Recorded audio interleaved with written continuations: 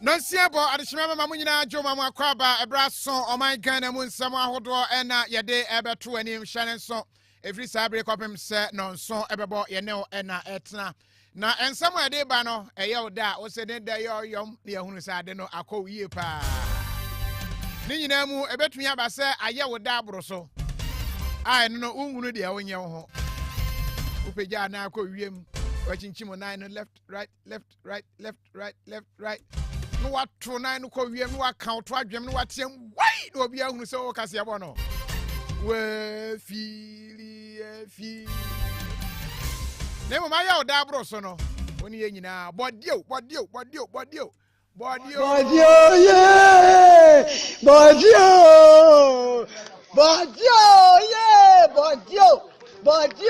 bodio yeah hey bodio yeah what yo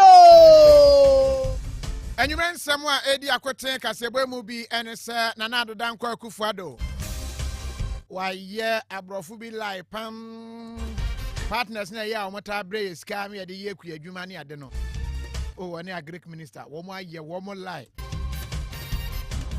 enche sika beba na Dr. Mamudu Bawumia kyerese wotahunu aya ododo nso ani esade so takrache wo bedi nkunim ti amanfo ahyase e kan sem to no so eno etuatua sika eno mo obi nkwatwa ba ne ade woso no MPP mra eno odi so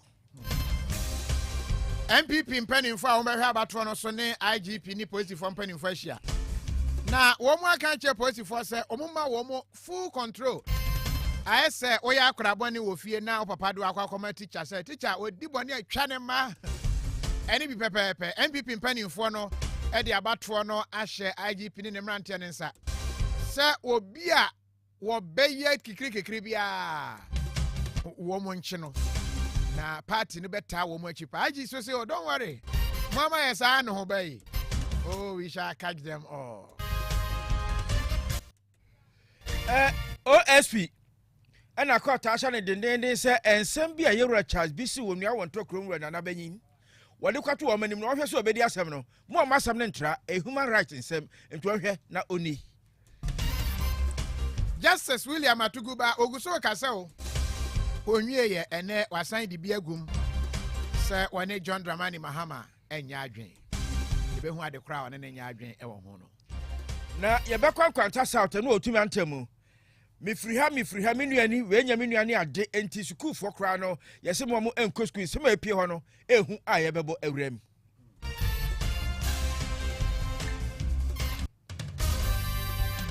abusia for 70p ka we ho anwumre ni aka de abomu a yes I can't show say na dede ma adura wotoso mienu amiensa gama nye na yie no ebeba so empanimfo che say court nkrata odan yo wo ma bone dangwation wo mo ntehwe enne wuduru gama nche ahemfie nanim ho a wo mo asisi bibia a che say wo mo fomfam tie yie no ebeba so eye memene da ebe en 70p ka ho edintigi akonya ne tena se Nejo Angel Cola soft drink ne kan ato so do hine na akro no nenum ne say ya unya straw kra twia no outumi twini nwi Angel Cola na de e de papa eno any soft drink as so manfo agya tumpa ye wo Angel ye peach wo ho ye wo Angel orange Angel mango ni nyina soft drinks a eno ana say wo bia enom tipe bi na mwa opa na eyi ayam tim kra free ho na wo yam antim wo pe bi atu aton a offer 0543 929322 0543 929322 ye no bedi nkomo na ya kire area ben wa obetumi enye bi e ho na wetumi ato abusiafo ye ntena se ne enye ready ye mo akwaba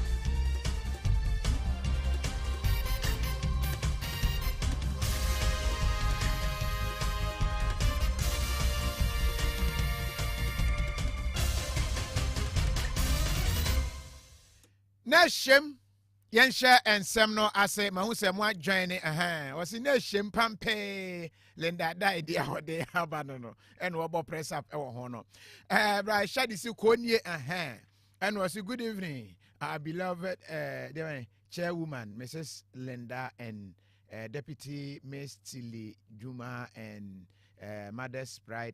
Listen, one more check to go or sano. Baby, but the answer I didn't say me, bro. Me Kofi Adomah Nwanwanii mene. Nana Boye Peisie Kyenkyenhene Putin. Yashan some no I say. Another day, Omampani Nana Danko Kufado. Brawili. Wɔde nsɛm bi atodwa akyɛ aman ahodoɔ a wɔn ɛboa yɛn ma yɛn sika yɛfrɛ wɔn IDPs no ɛyɛ International Development Partners wɔn taa brɛ sika paa ɛwɔ hɔ a no wɔn akyɛ nneɛma baako a na mmienu bi ne yɛn ni agye ne abɔ nsɛm de ama wɔn wɔn boa yɛn paa saa Development Partners no bebree yɛ obi wɔ hɔ a wɔn ne sika no wɔde boa sogyafoɔ yɛ obi wɔ hɔ a wɔde ne deɛ boa ha ebi deɛ wɔn deɛ boa wɔ ha bi deɛ wɔn deɛ boa education.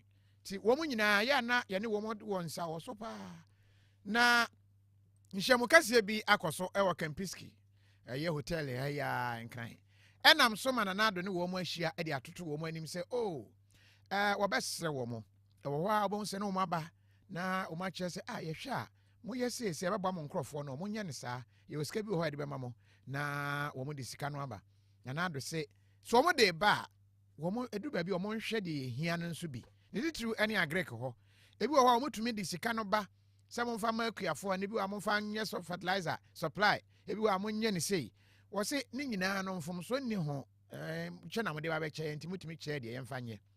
Na mmom ebi wa ho a mo mmra no na aban no ankasa wa ne nhyehyɛ dada. O niema bi te se ba akun yi ode ba ye. I fe ne PFG, Planting for Food and Jobs. And not like this, a good program pam anke no donors no development partners no ba na mo de bi ehwe ho ya na eboa eno achi ye obi wo ho a no nso na je se ni nyina nhyehyɛ bebre ho na aba ne de go but I say mo ba mo de no ana mo de aba ni ade ose osra se mo de mo policies ne niam ni bi ba mo hwehwɛ mo ana mo hunu de ye di kan aye dada no mo be support yen na akoye se the same line no a ni ye kosa ose aba na sa ebetumi aboa wose development ene mpuntu na omohwehwe ani nti wo mo partner ye no woni wo mo hwa moda obekoso a na waye na aboa mo man so economy no atumi akoye.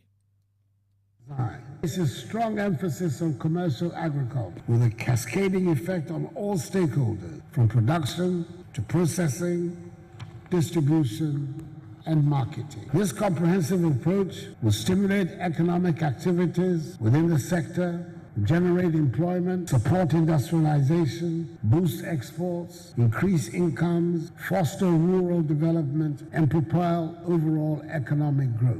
We anticipate that by the end of the 5-year implementation period, Ghana will have achieved enhanced food security and established a strong comparative advantage in the production of diverse cashew food crops and poultry products.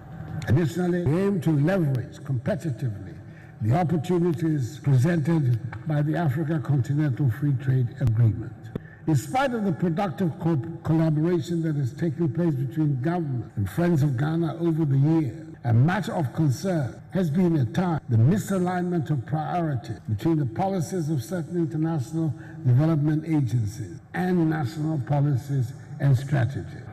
Government is concerned by this, because projects designed by foreign governments to support Ghana's agriculture should naturally align with government's priorities. Any deviation from this can amount to misdirected investments in the country. This platform thus provides an opportunity for all of us to identify the factors causing this disconnect.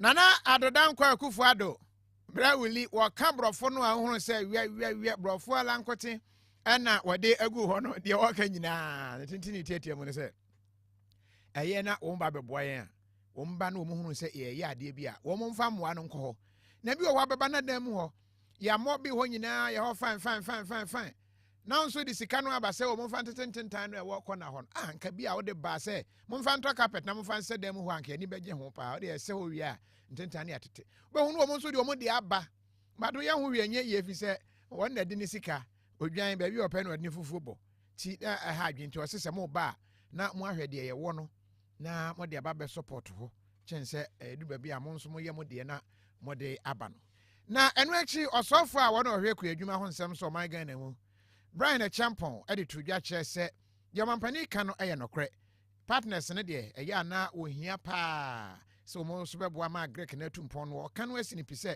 aban so be na fam de pise Greek e da aban akoma so pa ne mom wo se ba ne se aban no ene partners no e ka bom no mo ye na namontuo no we tu ba ko na we tu ba ko a e beboa ma kabo bebre nso emma enti ya wo mo entu ano so ho anamo.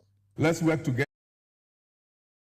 Funds, the resource allocation to achieve our common development objectives. And let's work together to align our programs for effectiveness. To this end, we will share with Policy Link a number of investment areas for alignment and support by development partners under the Planting for Food and Jobs Phase 2. And ladies and gentlemen, our development partners have been unflinching in their support for Ghana's agriculture. They provide significant funding, and you'll see that through the presentation that they will make in a short while. They provide significant funding through loans, grants, and technical expertise for the development of the sector. I am confident we can continue to count on your support for the successful implementation of the Planting for Food and Jobs program. I am tempted to mention a few names, and that will mean that I have to mention everybody's name because almost all the development partners have really stepped up, Mr. President, in the design and support of the Planting for Food and Jobs program thus far. This meeting will provide another opportunity to initiate discussions on how to strengthen and deepen our collaboration and partnership in our collective efforts to build a sustainable, inclusive, and resilient food system evident in food and nutrition security.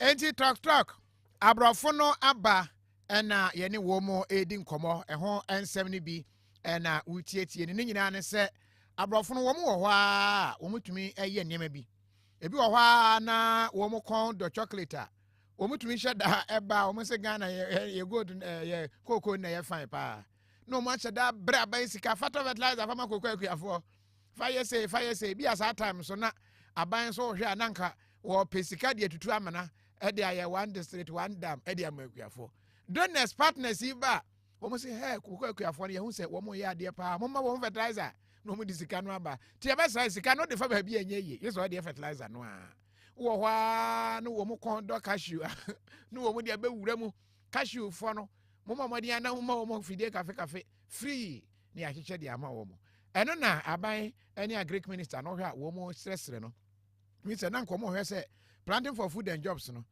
partners ne be pie sika ne bebre akobat wo mo nyina eba obi a kura na agenda obi wo wa do de afa wo na de afa ti wo mo se wo mo sra wo mo hi alignment wo ba se ha no mu pia kwa me pia nko ha be bo ane ye mpia nko ha na che chenchen na akoyi Domo ya nanu ano no. Dey for you no. Partners There. Oh say yesusa no. O ma minimum suban ya. Say o kwa bonti na o mantama o sma wa no atente so egu fam. Say wa mantama. O nufu mpro. O furu man pro. Say o ba na aho a. So nipa bi wo ha wo ma na de no am manage directives a. Bayira. Na ya manfo nya kache Kwadwo Sikapa. The biggest camera in Ghana is Nanado, not those guys with laptops. Omunya sa enyefe. Oh. Kache Sikapana, Kwadwo Sikapana kasa no. Sa enyefe. Yaku anim Omampanya be de akire akoda nya menya sabo akwanya saputo Dr. Mamudu Bawomia Alaji eka ni din hu na sabre de wo se ampa ni mo ho yentu aya na tete ontoma eni ntu ontena ho mo de am tete am tete no box anka ho obeka na de aduru ne de ntwatwe so eya ba bia entu adu so ya na ensan enu ho wo se ha ne pa se MPP ankwam nyina nim se bia development in freedom na nka fiade ni kredi atato party din edi patriotic enso na de MPP adane adapetwa ena afi eyeyi hotena ntwatwe so ne no bia ensan fata wo se wo no nkwafo keke kansam to no so se wonam no akopa wiase sika nyina na so no eno ade to nkwafo kokromoti say vote buying obeto amame beje wom he so apama se mo ho beje wom no ate no de amanom eno enanchen se wo shada ka kire MPs bi se he motamachi a mo mpese aso on opposed wo bia no no bosia kan osoro chi ne aboa mo na mokro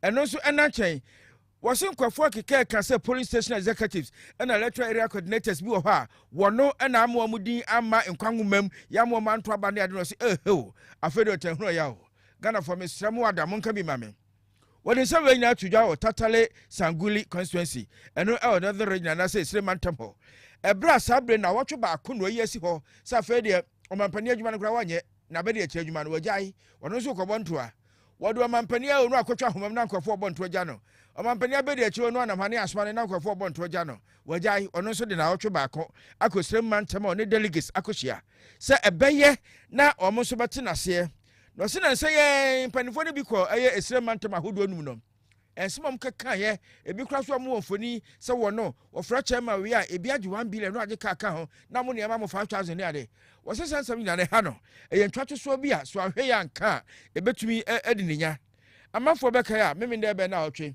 obubu obuso de to so enan abo akase so kokroko gina kono dendenden ekope franka atwini ne no ho da uba amafo obo ene nam so wo kasa ansami nipa enan na sabre do omopre Kennedy Kwame ohene akompra kokoti abo Japan wono oka ho oda number 1 Dr. Mamudu Bawomia akodanya menya sabo akwa woda number 2 afi Dr. Osu efri yakoto bodio ye bodio woda number 3 na mampo this year yewura adenimo enso oda number 4 wom na AC aka memende be na otwe koto mso aba ne no ho na Dr. Mamudu Bawomia oka say we are about to make history in our party and history in this country. Unfortunately, the way the results of the superdelegates came, many of our opponents are confused and they are seeing looming defeat on November 4th. And because of that, they've decided to adopt some new tactics. The new tactics is what? If you miss the ball, don't miss the man. That is the new tactics that they are adopting. And so, what is the tactics? They have decided to spread lies and to bring disunity amongst us and to create problems between chairmen and constituency executives with polling station executives and electoral area coordinators. They want to knock our heads together. So they have come with different lies. I'm hearing a lie every day as I am sitting down and watching what they are saying. They say I've given all constituency chairmen, 275 constituency chairmen, 100,000 Ghana cedis and a pickup. Have you seen any pickup here for your chairman? Chairman, this gets a ridiculous lie.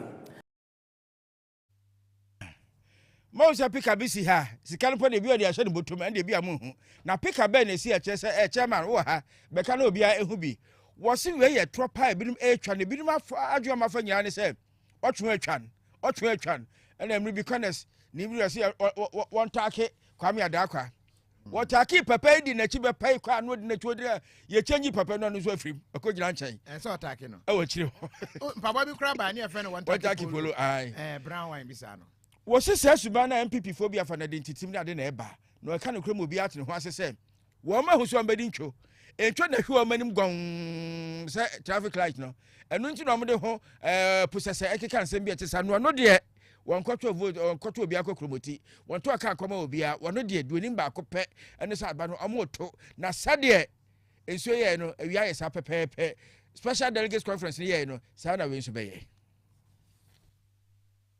Angel FM. Abuziafo ye transem no so na yakoyanim na special delegate conference de ye sa na November 4th be ye a ye nhwe ye tiane sa November 4th ne de eno ne efe no woyo to aso wo fie woyo eno ano no woyo November 4th na aduru hoi no ato aso wo fie enwum na me no to no na woyo no ene se ebi mu aye ready pa ebi akofa budofo ebi macho men se wo mu de wo mbekọ ebi mo nso ayɛ sɛ ade ne deɛ sɛ manya paa sɛ yɛbɛtɔ me deɛ ne yɛntɔw deɛ awurade to nsuo sɛ ne nyinaa na kyɛ sɛ nyinaa yɛakɔ fie 1 ɛna ebi mo nso ayɛ sɛ woyɛ dɛn a wɔn mu a na ɛbɛfa nti sɛ nyɛ wɔn mu na ɛbɛfa deɛ a ɛneɛ something will happen ɛna ebi nso sɛ hwɛ ade wei deɛ sɛdeɛ misika akɔm no ɛfiri me nsa a ɛneɛ mɛsɛm enti ɛyɛ wɔyo paa November 4th no ɛbɛyere papapapa na MPP mpanimfoɔ ɛne Ghana police wɔn mu ahyia akɔyɛ kyɛ sɛ ɛyi Professor Aaron Michael Kwe wɔn na yɛ chairman wɔyɛ kankamatu aka ne nyinaa de akyerɛ Ewura Dampare wɔsɛ hwɛ wei sei wɔsɛ pɛsɛ wei sei wei so ɔno so pɛsɛ wei sei wei sei ɔmo sɛ ɔmo bɛyɛ ha sei ɔmo bɛyɛ sei kyɛ sɛ waka ne nyinaa wɔnyɛ baako koraa wɔ mu waka ne nyinaa de akyerɛ no na wɔsɛ anti wei aka kyerɛ me nyɛ ɔsɛ don't worry sɛ wo sɛ obi ayɛ saa akye no wo sɛ yɛ a mo no mo kyerɛ yɛ bi wɔ hɔ a mo adwene mo sɛ yɛbɛfrɛfrɛ mo yɛbɛyɛ sei ne ade ɛma mo free go ahead mo hunu sɛ obi yɛ hehe mo nkye no wo bia a obedi bɔne bia mo nkye no ma mo nsuro so yɛ vice president koraa mo nkye no ma mo nsuro sɛ mo hwɛ no wo free sɛ wɔyɛ showdown koraa no a mo nkye no just yamma wo mo free hand to operate ti yentie Professor Kokwe ne nsɛm no you as a party to take absolute control of all the processes that you regulate during a normal election in this republic. We have made a number of guidelines. It's a matter of common consent. In fact, we've worked out the dynamics in such a way that Dr. Bosman and Co., they want to know that we also have our own IPAC. And we call it Intra-Party Advisory Committee. This is not inter-party, but intra-party. And we are working together. So there's nothing new to any of the gentlemen who are seated here now representing the relevant candidates in our election. We are saying this to assure you that the regulations which they have all signed to and which we are going to make available to the police, already available to the EC, is going to be the blueprint of the process.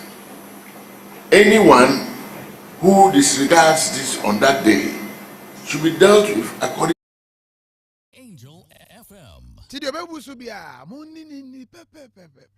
Dealt with according to say blueprint, green print, red print, everything quine in here. So be faso. More when will be rest in China or beside lawn no green grass na. Do it. Monchena so Emma Onyaisa. Professor Michael Kwe and what's in and ye and IGP, Inspector General of Police, Dr. George Ekufu Dampare was say, oh, Mate, and Okase the air can say, you money a bear from dear, once more Modian, not money in an come on, said, you might baby and ye enti, a ye gun and yen enti will be a na problem beyond Coba when ye the area has us, once a Christmas is so bad, and ye and Yaman Cray dada, ye pesa Ghana. We want to use this opportunity to thank all the political parties and today the MPP in particular for cooperation extended to us for us to create a platform in an engaged fashion to work together to deepen our democracy. That is all what we require for Ghana to continue to be a beacon of hope in a sub-region and in the African continent and beyond, and for people to continue also to learn from us as we continue to make this country great and strong. Having said that, we want to assure you that on the 4th, we are going to give you an overdose of security, and it will be excellent. It will be awesome. All what we require from you is to support us for each and every one of us to play his or its role. And then with that, we'll be able to ensure that the police will do their work, the EC will do their work. See, you're a Kufu Dampare and Wakano say platform, Nidia, Ayapa, Yenya platform, Nesano. oh yeah be praso fine. Na ya adwuma no no was security na so dey overdose and yeah overdose me that day overdose me are you and now any be pepe overdose obama bambo no mu ayire pampe wo wie ya and electoral commission pani a ho ne din ne Sam Watete on the deputy commissioner in charge of operations no so you woman say ready say the obetumi aka ne say bibia ebe smooth. We know that this is an important election for not only the NPP, but also with the EC and the nation as a whole. The conduct of the election solely rests with the Electoral Commission, and for that matter, there should be series of engagements, which this meeting is one of it. We need to prepare adequately and then make sure that the election is successfully conducted. We have issues like recruitment of officials for the elections, issues like printing of ballots, issues relating to agents who will be represented at all the polling stations, and so many other issues. So far, the engagement with the security services as well as the elections committee of the NPP has actually gone on well, and we are looking forward to have the final selection of a presidential candidate on the 4th of November. The 4th of November, ne there is say why crowd pa say obehwe ama bibia akoso ti mo nyini ho obi send a message say IG anka platform bia want yes or not? Okay. Why are you challenging me? Na me who for friend say IG ni COP Alex na akabo mo yadwuma no. Sir, COP. We say the best IG message na huri ko soro best IG in Ghana making ka messages na kakra mo say wan kapra pacho some me IGP we say ni bio the IG kan no. We want to use this opportunity to thank all the political parties and today the MPP in particular for cooperation extended to us for us to create a platform in an engaged faction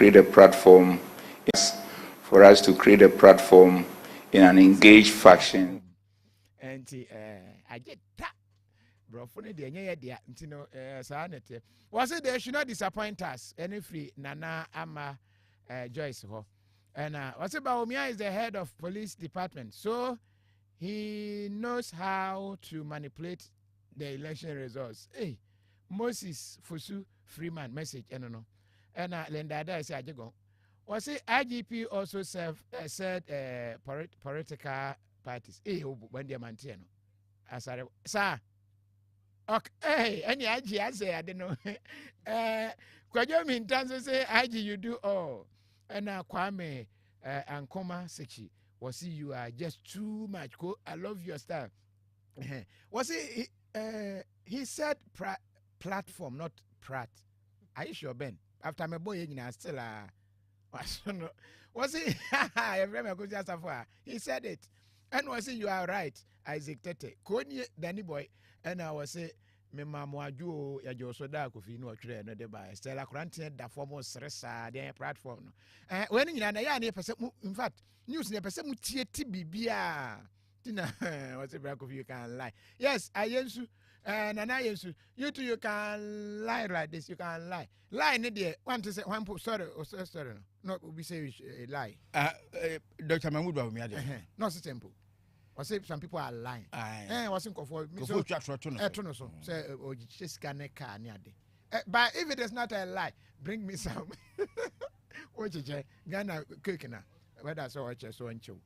Yeah, her elections no money and finance in Germany. What I can say, no. I love you so much, Daddy. Fantastic. We free Santa GHO and whatever. I say, can lie. Lend other you too can lie. Yanko, maybe lie. Yeah, I've not lied. Also, yes, or one dance here, pay said Dr. Mahmoud Bawumia, what the state resources in any campaign.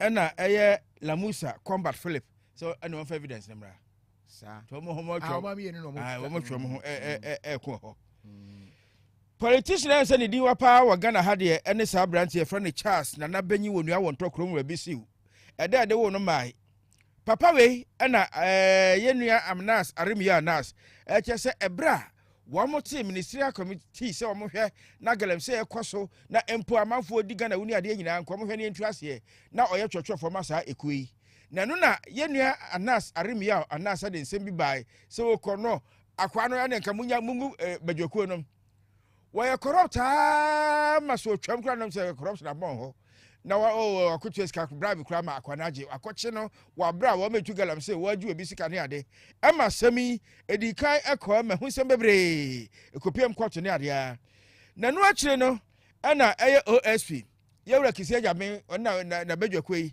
wa mo sɛ asɛm no mo gyan na enye ye ɔkyena ɛnso ka ho ɛna bi nso sɛ da bi aboa ba ko yɛnyini nya mprenu yɛde asɛm no wie de na yɛde awie ɛho sɛ asɛm no ɛna yɛkasɛ no ɛda so ayɛ twema mentwe na human rights court ɛwɔ nkran ha ɛna deɛ yɛ wahyɛ sɛ OSP anaasɛ yɛwura kisi agyamene na pamfo wɔn mɔmɔden na ɛyɛ nsɛm a wɔn ɛde abɛto wɔn anim no yɛni asɛm no pɛpɛɛpɛ ansa no so wɔ asɛm bi a waka na court kɔ asekyɛ no Justice Nicholas Mensah Abudakpi wɔn ɛna kyerɛ de nsɛm ato dwa ne nyinaa sɛ wɔkyerɛm sɛ owura bisiw ɛna de asɛm abɛto wɔn anim sɛ OSP ahyɛ daa akɔgye a restaurant bi African Nation District Court sɛ yɛmfa nkɔkye wɔ no na saa nsɛm no a OSP ka no bisiw kyerɛm a court kɛseɛ yi ɛhwɛ na ɔmɔngu ɛno ɛna nkyɛn wɔso wɔsrɛ court naa nso sɛ wɔnhyɛ OSP sɛ mo declare no Charles onua wɔn to bisiw wanted man na wanted ne de to so a na wo girl wo maame o wo nua o bo obi a behu bia na ɔno kra ne ma hye no wanhwɛ ye onua kukuduru a wafa ho akraye afrasase so saa asɛm no na se entwa yiem entwa ndo obɛsrɛ sɛ asɛm no court ana aka court nka ɛnyɛ ade a OSP ɛna ɔso hwɛ ɛka ɛna da yada ɛna ɔmo kɔ asetena court ahyɛ sɛ OSP hwɛ na de court no wɔn hwɛ wie bibia ansa na mpo no wɔn asɛm foforɔ ka wɔn atumi aka ne nyinaa ɛne sɛ OSP na June bosomi a neto so ensia fie yɛ mu no ɔhyɛ sɛ wɔde ɛyɛ ɛsono paa ato yɛnua Charles nua wɔntɔ na na benyi krom wɔ bi so sɛ wa declare no wanted ɛna fuadu ntem pɛpɛpɛ na no ɛna mo kyerɛ ma ɛnyɛ kwan pa so na aboa baako yɛni nya empire no ɛno nti sɛ wɔ court ɛna mkɔdi ana court ɛnya hwehwɛm bi anasa ne ho sɔn a ɛno ano na afɛ ɛdi ebio ɛne atata yi ɛnsɛm a ɛkɔ so ɛno no Kofi yɛnkɔ anim ti sɛ me bɔ waso ne sɛ di na efi ha ya mɛhwɛ no amfa nkɔ court o adenti sɛ di awie dabi oh yɛsɛ asɛm akɔ yɛdi no wa yɛdi wia ne yɛdi awie dabi onti sɛ ɛba ne sɛ baako yi a obi wɔ hɔ na obi akyi akora ketewa bi no wɔyi so ne yɛsiesie no ofie no obi de kɔkɔ tra de o still eat it in court ɛno mom de ɛno ho a ɛdi adeɛ yɛnyi ntom wo me din sɛ no na aka sɛ yɛaka ne fie bi wɔ hɔ a wɔbɛhu sɛ no wɔn aka ne fie na kyɛ sɛ abusuafoɔ mesrɛ mo adaafoɔ nyinaa montie me mepɛ mo asɛm paa you are my friends driver ni biara wotie me anwummere biara menka asɛm bɔne nkyerɛw asɛm papa no ne sɛ wo car no ɛyɛ atɔ fuel ɛwɔ goil why me other fuel stations no wɔn mo ɛtɔn wɔ hɔ no nyinaa wɔn yɛ me namfofoɔ ti anwummere me kyakyɛ mo nyinaa ne mmom me sɔ yɛ driver ni a ɛbɔwura goil ɛyɛ Ghana oil nti being patriotic sɛ woyɛ Ghana ni nko akora no tɔ fuel ɛwɔ goil sika no bɛka Ghana ha nti ɛbɛboa am yɛnya foreign exchange reserve goil sɛdeɛ yɛwɔ petrol unse petrol ne wɔn hyehyɛ mu yɛwɔ hwan ayi na hwan power na hwan level na hwan superior na hwan different names ɛyɛ no mu hyehyɛ mu but over goil a deɛ ɛwɔ soro paa no ebi mo tɔn no different price no ɛno an yɛ tɔn no normal fuel no ɛne nti ɛyɛ a onnim a meka kyerɛ wɔ nnɛ ɛne nti na meka kyerɛ sɛ yɛ atɔ fuel ɛwɔ goil gye momo wɔgye bank cards nyinaa bi wode any form of payment biara no wɔ mo ɛbɛgye nti ɛyɛ abɔwura goil ne kɔtɔ fuel ɛwɔ hɔ na ama Ghana sika no aka ha na ɔkaa ne engine so akyɛ ama because yɛ regulate stations ni bi wɔ hɔ a fuel bɔne biara no wɔ mu de gu nkɔfoɔ kam bo nso ɔkaa ne engine nkyɛ na asie pɔmɔden a ne tɔ goil kɔ goil foɔ ne kɔtɔ wɔ mu de ne bi na ɛmoa but o paint ne de e deluxe paint eno na fa paint udan acrylic paint nyina mu champion ono ena wahunu no yi oh ya correct say wo modern say o de be paint na wa paint ofie ho na efie ho aye fefefe nsuo to a apetampe awiabo a apetampe na kese eno ano no yakoyanim former Chief Justice Emma Supreme Court Yewura William Atuguba nansen wo kasapa to bi ne ade anya de ketwa wo de atudwa ache se no kwasempa se de amanfo gidie watenten ne mu ekofom no se Ghana ha ya hwe ne yi a yete ho saa na akofom ama chese obia ye obi bone a wo ma court bi se de chenchen kan na yesiesie no ofie na no ano no ne nyina ne se kwan a yefa so constitute panel ene eye ajajefo no ye frɛ wo mo se wokɔ ha no wo che se enhye da ntwa yie papa bebre nu anu eye na amanyasem enenamu nipa o yomampani sa abre no behu no appoint bi no adi bi ahyehyɛ ho na ma atemmuo no akɔ ye dubious and fracadam was say hadwen na wahwa kan wonde onya ya anka ye ya yenye political influence emfanto nchen na judicial appointment de si esai no nye mane kwase de ekoya dabi Ghana for de nsa be hye numa ye sa abre no so de na mehu yanka sabi kwasea ene wokasa asem nti wonde wontena se enhwe e mane kwase de ekono a obeka what is it also judicial council no oh chese wo hwesa de stature no ekọ ene nhyehyemu no ekọ no se political influence no adoso na empo ubahwa ina yafa wo mo selection no members no oh Ghana Bar Association wo mo ba no mo de personal interest no mo de ahyem chese bibia nkoye no wosuro enti wosre se yema atemmuo no ene atentene aso ye no anke be ya wo mo ene wo mo ho no muntimenye adwuma no fine. You want the judiciary to be independent. The Constitution states to. Nonetheless, on the Judicial Council, which recommends justices to be appointed, so you have the Attorney General and 4 nominees of the President sitting there, taking part in the proceedings as to who should be presented for appointment to the Supreme Court. Where is the independence of the judiciary? You have the executive so strongly present there, and that's why I quoted a passage from that table. I said, with those people, they can influence the course of the appointment, and that's political influence. I remember I wasn't there, but if I was there, I probably would have come. Because when I talk, they will simply say, because it's... Oh yes, what are they there for? The separation of powers, executive should be separate from the judicial arm so that they are independent, can do their work freely. Then you bring them there to police their appointments from the beginning. Is that how to achieve an independent judiciary? And apart from that, you see, if you look at the present structure of the Judicial Council, you have the Chief Justice as chairman. You have a representative of the Supreme Court and the various other lower courts. I think the magistrates and circuits, they have one representative, but the other courts, Supreme Court, Court of Appeal, High Court, they have a representative each. You have the Judge Advocate General from the Armed Forces. You have the Director of the Police Legal Directorate. You have the Editor of the Law Reports. You have 2 members of the Bar Association. And then you have these 4 presidential nominees and the Attorney General. Bra William Atuguba ena otene no na wone joy for ena edisa enkomoi. Na ne nyina mu no de atia ne se wo hwe atentene afa ho no a ehu hia pa se Ghana obia be na fam de nanka watumi aboama bibia akoyie.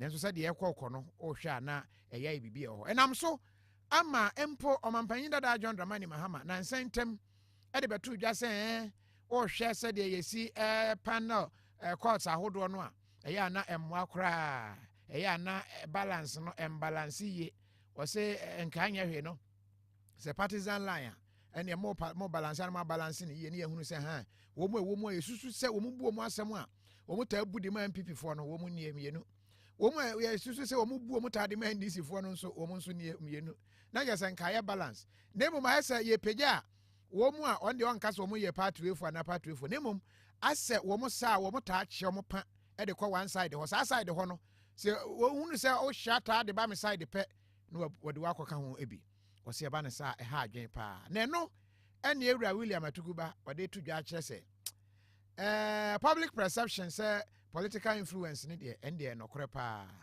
na mmom sa mampanyi beka se ene nti partisan balance ne ade no wose ho ne de wone ne nya adwen fi se o ka se wo ye ne sanso a na je se ya koye sa mpa no kore me se mo se party sem ewo ade no mu bebre dodo.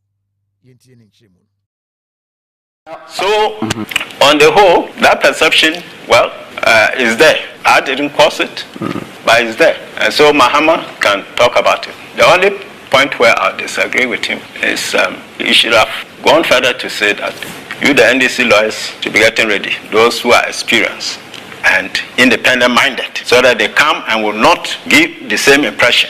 But if it is just politically balancing the equations, that's not helpful. Then why don't you leave this? Is it just because you also want the opportunity to do the same thing?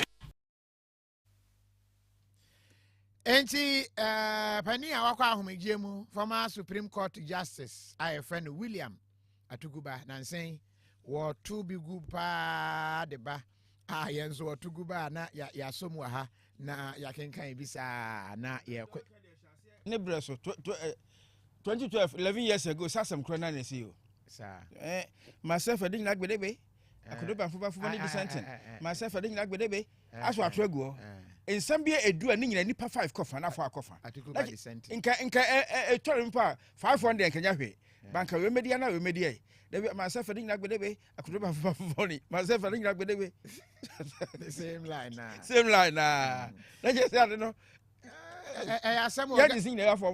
Ghana na say the way ekono ya ka ye de adwen ya adwuma na ya kakra bi o mo aka ni nyina politics Emilia Kwenu Kwenu do na timani hayo minu ya ba na is okọ hwem was it threesome why nowadays twosome ai ona aka ho ti Emilia ona aka ho ma ye tre no muti na ya meka me comments no nti mo na mo ka ho ma ye threesome no no. We say daddy welcome and if you die Kofi no woman woman na kwa bai. And Emilia Kwenu na I say why say wa akoto wanyane menses. Nti no ma. Ben Sam. Osiro onyane kru nya menses we na e ka no. Ba mo fa no enya adwuma wa yesre mora. Say why is it not true? Was it your friend Ben Sam Kofi? We are having light off sir committee 22 all the way to Ajekojo Katamanso. Hey sir Kofi Anukro ensuo yensuo pa over 2 weeks ni nyameche hada kuma nyameche ha yenye ensuo da o kan nsuo ono de ono ka light yensuo de ehu ni se ene ya me mo obi ko bi ma me no ho so ye suru kakra nyame kwa se na time offer ensuo so na nka nye oslepe but no akohwie nsuo wi a obantinka esuna obi konsuo ma o konsuo o de begu dem ho ana so de bi da bi de guma de me no mem e wo anim ho ana so inside e wo dem ho ba bi o de begu bi o de nsuo bai eno oslepo ye ma pane se ya che ye nim bone e de aye ho de o konsuo no ba na be ma oba ne konsuo no chanchen trust stories no so mesra Remy natural spices mesra ya na wa pebi on na very good pa emaduane de emaduane ye de your Remy chicken wo ho Remy stew Remy fried rice and so the ye jollof I know Remy jollof o ya no amana ye wet eno sa na de and your Remy goat eno unya apapon bi sa no na chese ene no anu no wo de ye fine na emaduane no aye de enti bomodin na fa Remy natural spices bi obi se Kumasi 2 na dum so no aba na ma say Richmond I trust Kumasi 2 nya honko a Oman for treachery other areas. Mate say Adabraka police station side the honso. We say woman so yedundum woman light honso light off sa. Obi nso di abaso of Moses say out the estate in Sunsuo Emma. Why? Was say why has the rain stopped raining here in Sehi Debiso? And so I'm for my Isaac Angela Sante. Was your more Sunsuo Jaito? To changes and also Hena your man at all, not the IND. Doom so the any can baby I say Debiso soon try. And not just say Eben or say was you remit wet jollof? Eat with your hands. If you eat it with spoon, you are spooning it. If you eat it with fork, you are, and if you eat it with your finger, you are. Won't try to fill the gap. There. If you eat with spoon, you are spooning it. Minimal is why I can't answer me. Nama doing Jollof. Aye. Say unya wet one maybe, and you eat it with spoon. You are spooning the jollof. You are eating it. You are spooning. You are eating. Oh. Was it light of Kumase Atonsu? Oh, Monka Fra. Was it Atonsu doesn't have light? Hey, Evans Adams actually Atonsu and Gabriel. So I guess I went to the same area and Mompa Pierre inbox Mona Mumpe generator. Na one power back on Fina. Tete Junior Gabriel Seseko. Was it currently of Uncle Sia make us any surroundings? Yedumno. Hey, Sebastian Rich Love will say Honsu Yedumno. Was it Kofi? I believe the light off is the whole country. Ben Sam. I had a generator and I said, you were light. I said, did them. We are now off now. I did them. And I don't know about. And I say, you say, you must say, VR must say, one year, you know, an ambroso. The power should be plenty. And as was it Kaswa light off yesterday and today? Eh, Kaswa area Baya, Miunguna, Kaswa, Ruben Mensa, and what was it doom so is as a result of Akosombo Dam spillage. One country. Isaac Angela Santi. Spillage no say Yempese Bibua Tofom. Was it Madina 2 doesn't have light? Eh, any I don't know I honorable Kwesi skylight. And was it the whole Osu? Woman's winning light. Hey, set so the end no. Pachomunti, you now Kofi, what take now tia. One who said winning light out of Kendraco. Salina Ajewa. Was it good evening, Brakofi? Abaka 2, Yansu Ninkanyanibi. Hey, was it Mensia from honorable Kwesi? Okay, Macau, the Madina, was it any light? Was it Brakofi? You like wet things, so Bismarck. Bismarck, now, why don't you want it to be wet? It should be wet. If it's wet, it's good. Do be a see a wetter? A from. And now, do you best want to? Now by rainpool. Madina, Accra New Town, we free Kofi or Accra New Town. Able Kuma, Odumai, and Afi in Sakina. Hey, Douglas say a honey answer your dumno. Ama Samai a deblasi womodumno. Was you guys should come and host program here. Takwa Sound. Ada Emilia didn't see all. Was it my 7 junction 2? Yancy any light. Watch you Yadom and all. Was it no light at Achimota Mile 7 since 1 p.m.? Any other Abdul Bachaman Pay ECG for my eye. Abdul Basit and watch any deba. Was in fact, I love you guys. Hey, Emilia. Okay, near Batakwan. Why? Was it Teman? Boga Town. Light day. Wa. On the Teman for Monko. Aaron and or tray no ebaye. And I was say, if you want light, come to Seshi. Come to Seshi Debiso. We have light today, dear. We got light for 12 hours. Isaac Angela Sante. Yanko Mufra Kwesi Caleb Emame Ali Nwanwanii Bebo Komobi. Ni nyina se in Nkwanta South. Menteme ho ase ene basabasa bi asore. Enam so ama cheche fo kora e kire se. So amokwaso a kira dia e mo school fo nkora no. Enu ntu amokora no wo mututu school no mape baby afa. Ni nyina ne so amokire ma asasesem ene ahinsie ho entokwa bi na asore wonpotam ho a. Enam so ma saa ensem ekoso e wo Nkwanta South. Caleb oti enka engine ni ya mo adwanwumre yi. Chancha mejo so mechia apiefo nyina nda nyimbre ama kwaba eba otirigin mo some dey nsuo mfa mo ho ye dey nsuo mfa ye ne mom ye original capital na eja nsuo no affect amanfo kakra odambai na ba ne sana nkwanta ho yɛ sɛ amanfo bi sɛ entokwa ne ade nti school for kra mu nkɔtena fie yo we ye so de mo tie no saa pepepe eye afi mienu etwa mu na ntokwa a eye mente me wase e ma no no so won kwanta kuda ni nyina ne sen eye afi ano ehia se a eye afahye bayra afahye ahodo nananom etena se ehwe se o metumi adi na enwo so atumi aye kama na esan asase asem na afi ahinsem a eno so eye tama na o men so hanti no se we eye so oba bedi a na ede nsem eba na ya twe asan we so oba bedi a na ede nsem aba ama ebi kura kopie court ama enwo nsem ekwa nsem bebre na afi na eye atwede nananom atena nkonga eye se wo mo eba bedi wo afi anu akua bayra afahye eno na eye adelefo na afi chalafo mo so ewo ha ne kiremu a se bayra afahye no wo mo edi a emfa sunwe emba esansa afi mienu atwa mu de na omo eye so omo bedi no de sabi mo jahwegu kakra baaye enti afi so omo eba be ye sa afahye no de a omo empene emma wo mo enye na sa menti no ansi eye ema no so sa ha kyerɛkyerɛfo ene eye adesua ewo yempotem a enti afi te eba ya ehya ase fe huhu eba sa omo eba bedi afahye no omo esusu hu se afi mienu a etwa mu de no se de yeye no se sa besan so akoso bie mu dia ende omo akyerɛkyerɛfo no omo entena ase emma omo mmofra no enho enkonkoka mu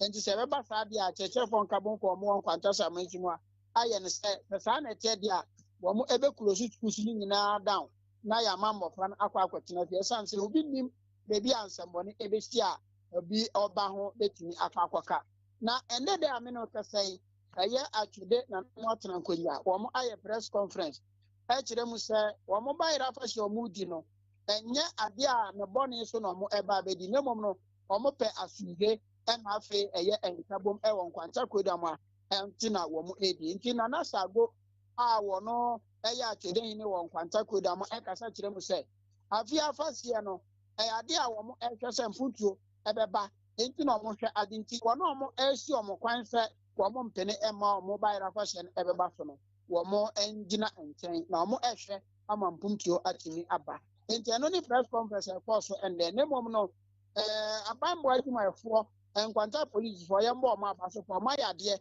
ehwe se bibia ebetimi akoso nti nchen se de mo tiye no sa ena etepepe de schools no ya close a school abofra bia enko school na sa bayira afahye no ahemfo no nim sɛ da bia de ntokwaba ɛno mo hwɛ siesie ɛna obi pɛ so owia no hokoda no adi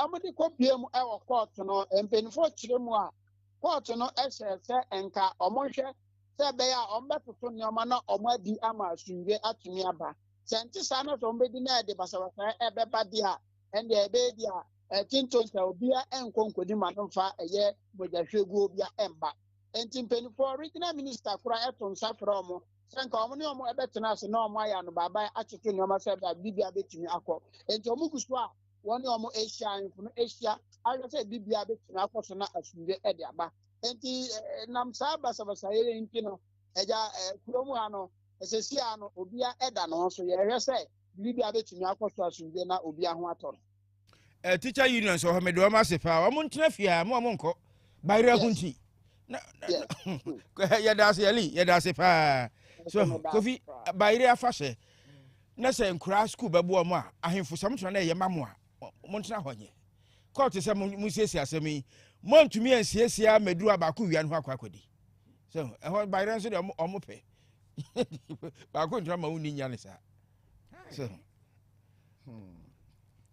bayire nti I was here for your try and some so Angel 102.9 and you no nsia kasebo no an yegusua ye de e ma no enra ne de to mo anim se ye sha se de kasebo no ebebrem a e na beto dwa se nipa bi akokot akoje son de ababeto ayi a ye de ba beye na ya pe na dede madru a otoso miensa wo ba be ne krabe no obi akose wompene e ma no enkoso. And I'm so I'm a hwehwe mu no yase o abusua kura ka ho ebi na de abusua kura ka ho sɛ ayɛ sɛ Ga Traditional Council ne ahemfo no afa yie no na ɛbɔ de ne bibia a abusua no yɛnhyɛ da involve wɔ mo ɛsa papa asɛmi sɛ te sɛn ɛnura yɛwɔ ha yɛsi wɔ bɛkɔ so ana ɛnkɔ so yɛkɔbi sɛ mu ɛnna wɔ mu si o ɛdeɛ mo te ten deɛ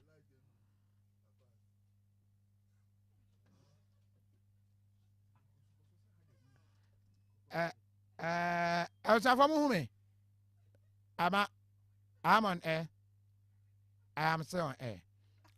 I was for me my lesson no your studio hands so light no do me tina bisa say am I still on air no to say see na there you move to a generator automatic na say your day bremonti say mudin no say mo ba say strategic doom so far na aba no say o man ni nyina nya unhu say bia ket edidem yakwa ne akodum kakra ne akobi ne akodum bi ne akoasen ne akodum bi so now see abusafo as I say ECG for the answer and yan no if Ubuntu say yes you are air okay thank you if I am air just me one from the attorney say enkania no ye do no ha so me na member list o man for ntwere ba bia ye do ndub no and e bia atwere blekuma joma CP since Tuesday this afternoon they on it and just now off it and also Janet Esiedu Janet Kafra why ebe if we for the sa no motie we say ani ani mu nyina Ubuntu say awohye so wo mo de say sia na no so do me entie ne wo mo ne ye nyina with the same line no eso and we say konnie the Doomso are experiencing I say the Doomso I think you neither you are experiencing is because of the fight between Israel and Hamas Palestine for no sir Besma Kajimai and also Bani saying at the bomb ni biaba ha was it wage and so it's gone. Hey, Kofi Junior. Was it black coffee? A hard drink. Na me wo a na de ye no eso. Enti anura beto dwa sa no na ama bebre no a sisi akra me hu so obi atwere ba beto se or per update. Update aba ne se funeral committee leading member ba ko ni din ene ni ayikwe otu. Ono so kra de o lawyer ni.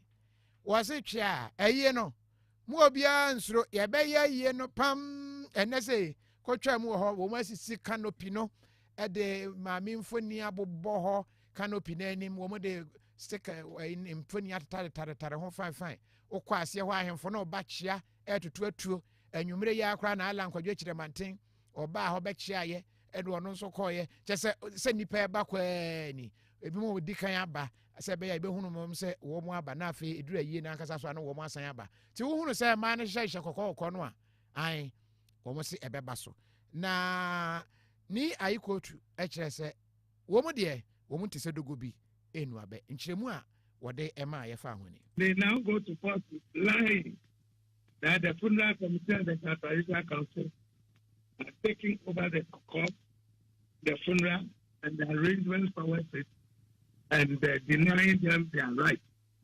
Is not true. So this is where we are. In any case, for the funeral committee, it's only a committee of the Traditional Council. Those announcing the funeral are members of the Traditional Council, regional House of Chiefs, the government chair, and others. Nothing to do with a small committee, a funeral committee, which is only acting on behalf of the Traditional Council. The people are saying, we will not allow you to bring anybody into our house. It's the whole issue. And they are saying, even if you want to do any right for the party, we have a friend check.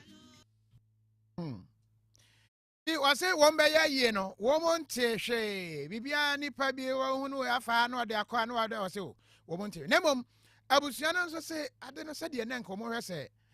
Ga Traditional Council no be involve woman no. I say woman you must in check across be family lawyer Thomas Glove. Ain't you know? Believe that the late Queen Mother hailed from their family, and that if there is any funeral that is to be carried out or performed, the family has a role to play when it comes to customary rights and other very important issues. It is the family that will perform them. Having been notified about the death of the planning, the organization, all these things were being done, the family were left out. They were not involved. They only heard that a particular date has been scheduled for the funeral to take place. Ti abusuano so ede which say we your mama na ofri mu ase ya we twene de kakra ha na we atwene de kakra ha but information no ene nkyeremu ni nyina ne se bibia bekoso totin the funeral o funeral aye no bekoso pepepe memene da no yese mo bia mie ne shop enti me nkobie ukobie na we asonden a obi a wonka committee no kura tumi de ne ho jim eba ho be excursion se sa niam ne bi doko we ho anie boom marketing owura mu boom de obenya bia na ode ko ni nyina mu director of education Emma Greater Accra region Ghana Education Service what they atu just say oh edi kan ba ya na nkomo aye se ombeto school sum eye ya woda ene fieda na che se memenda no wo mu aye yi no a ni nyina no ye de Emma eye late gamanye na de o ma duru a otoso miensa nenso no panimfo tena ase hwe ya no mo ye ne se ebe ye eda eye yi nko a memene da nko a enam sa ayoso ntino amofra no omo nyina be ko school awofo no muntie news ni ye pa na bebre no a wo kina mo be daada mo se ye se a holiday wo mboa ye nto school no mo nko school nkura no mo ye bad obehu a no aka kire se ye se ohima na ye ntie nko school pa cha ye ka kire mo pain education for a hwe mu masua so ewo enkran ha ena omo krata na da screen no so nti students ni bi na aba screen no so wo mu nyina ha omo sresre we dey anyam de ba ambesre achina mbeko school ti achina we say we dey anyande wo mu nyina everybody ochina monko school na monko sua de na ayiye no ankasa de ye say memene da changes kakra eba ye ewo na nkomo de beto empamu ana ombe ya mamre ni bi ya woda ene fieda but ni nyina no wo mo atwa ni nyina mu asese ese wo bia emre school ochina ti chanchan na eho asem no nti akora bi timo area ho no china hunu no kase twana troma me bunu mo akọ ai meso ena ventures ewo nkonwa bebre wo mo san ewo didipono eye dining table ena wo mo wo sofa set CB the odi su dem adem ho home no nice ones you be taking a buy and pass a correct one no wo fire was okra nya kotwen very strong and durable mattresses orthopedic the quality proper ones you will pass be good ubetun your friend was 0267 386 231 0267 386 231 na you know edin komama direction yi na wetumi ababe jode was it lomnava lights are out just now. I go see how much. I say for no money say about no wouldn't do no for that age. Mama will be actually say La Paz. You say no one at TNT you be. Was it our lights just went out? Santa Maria, Kwame Ofuri, and we're there by. Was it I wish light out? I wish they say anyone in the same territory. Kofi legacy and what true and no a buyer. It been so what top was it they went Dumbo style and yeah, or we are na Felicia aye was we have light Chris Prince aye and obin so kra twa ne de free America say America light nkwa chenchen me kona gideon hina se men kan tro se wi asim e ma meru no mo ho abufu pa oba wo ye yo besu sa pensin kwa no tie wonu ho abufu na do se me mini libido he opa fa hama bon mo maso men pai sumnu tu ka koma ka amfa ne so fa no jobe ni bia no da ho brim ba ko pe adan a oni libido nso yenton misra wada bomade so obenya eye candy mix gideon hina dia bay e beboa ma wa oti pensin kwa na be wiase na sweet bad e dewu na bibia e koso ye kama na e ma no so anka bone na mde pampa muku no mo de eno no na mema no sumuti ai se connection ho smagu hu na pai na ye kro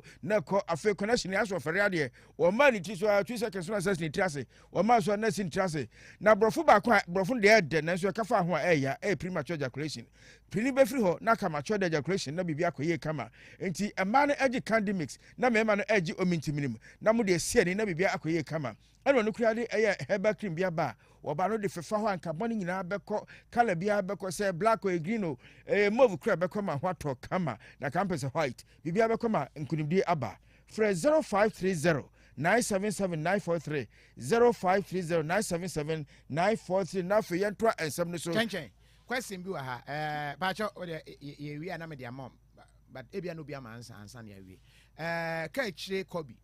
Obisa se woye kwanhweni memene da SDA na owo nkran ha. Obisa se obetumi akwa asori ana. See every time. Ya to shop. The only thing you be a drug store. Any antimony wache any ensuone those essential we no. Minim say church essential. Sorry. Services. The young for Bema. Additional abensu eno Ganof municipality here in Krahaya some near Kane. And Kranich school for Crown as a master dark course I denyam.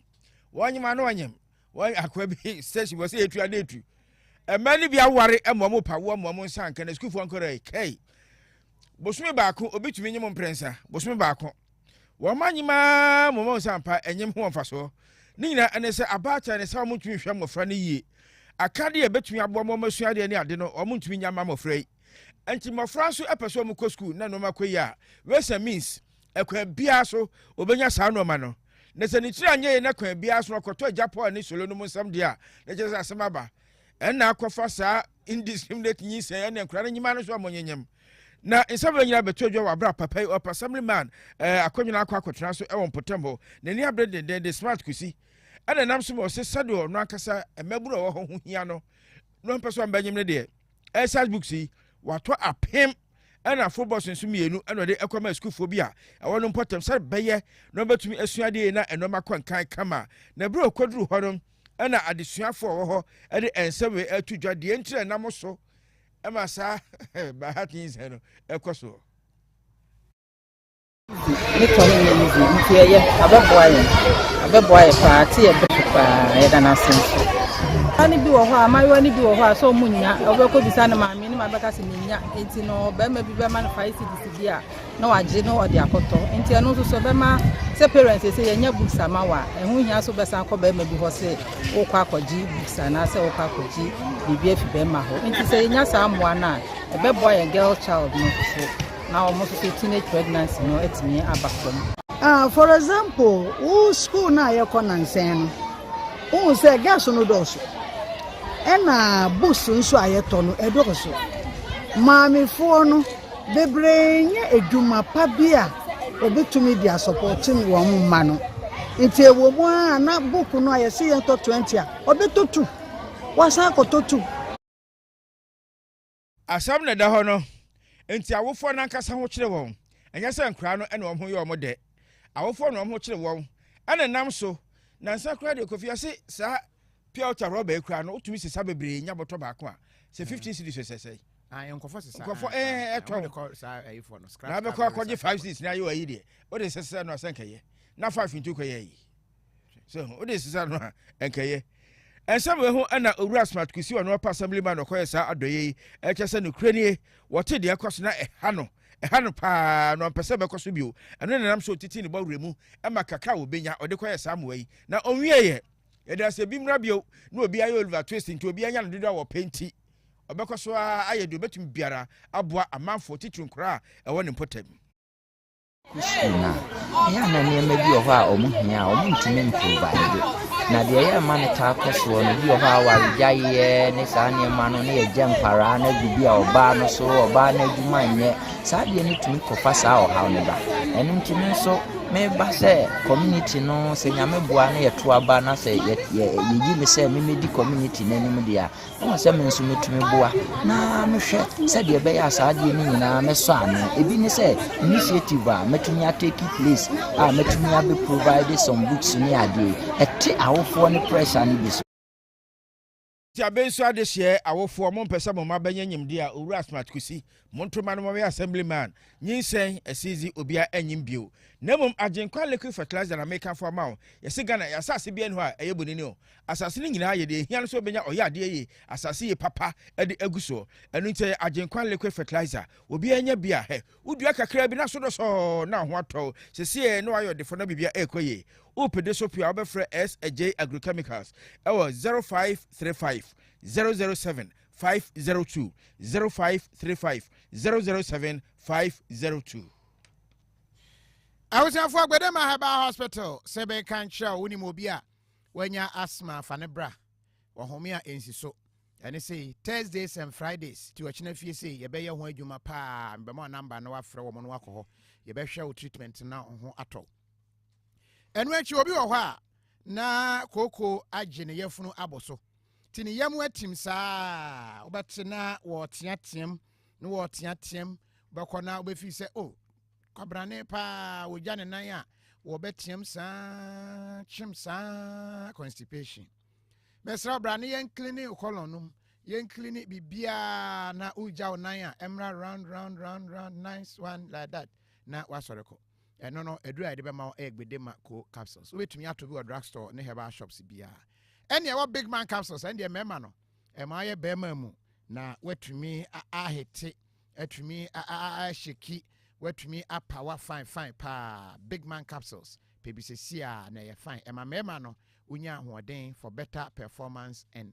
harder election nya battle ba kun na meka extra hewale obenya bi abra we use big man capsules drugstores ne ton bi na ope bi aton 0248 288788 0248 288788 ofre ya ebema obi na afia ase akire wa yare sabia no ye kiri kwan na waba aba beje wa yare hwe asma ne niema e hawo no ye yini na ede efri ho e ma na mo ya akatoa no we ena onam odwonso ase ode kwani odwonso wi a nka obenya na nka mo fon de kora de mo ya de se wo mu no nya ya na wa horo emema ne se ebehu a na wa horo ano no fine na aye fine no de kono ema no so saa wo wi ya but one more aka no wo mo nye mesra ye wo aduro bi we fe ne nafa lady clean cotton wom to de odwonso ya se de oye ya dwonso ye no ano na wabiem na de cotton wa fam na kyeswa popam ye unya nafa lady clean bi kora no a utumi de bi fm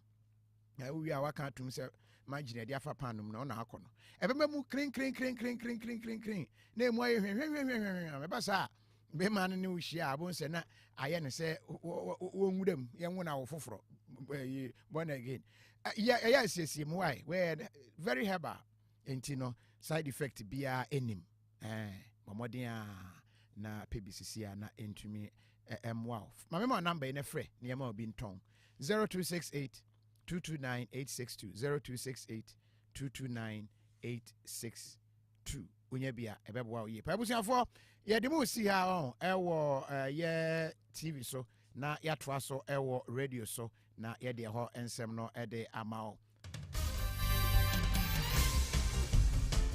anyumre ya de nsem ibra ayeme Kofi Adomah Nwanwanii na nankrato hene the one shiame krom na atiem konie mama otu anyumre mene Nana Boye Peisie Kyenkyenhene Putin.